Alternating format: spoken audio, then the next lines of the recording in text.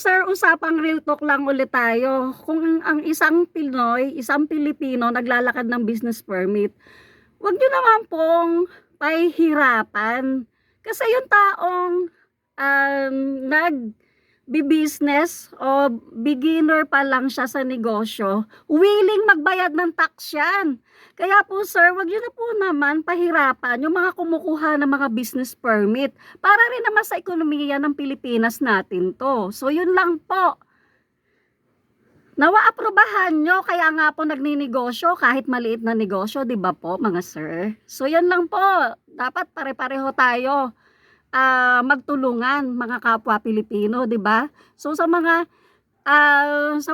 nag-a-approve ng mga business permit, ang isang Pinoy nangangarap magnegosyo, nangangarap kumita. Kaya po kung halimbawa naglalakad ng business permit ang isang tao o ang isang business owner, nakikiusap po kami, wag nyo naman pong pahirapan.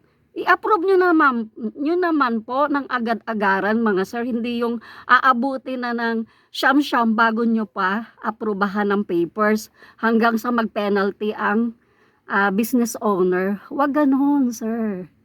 Real talk.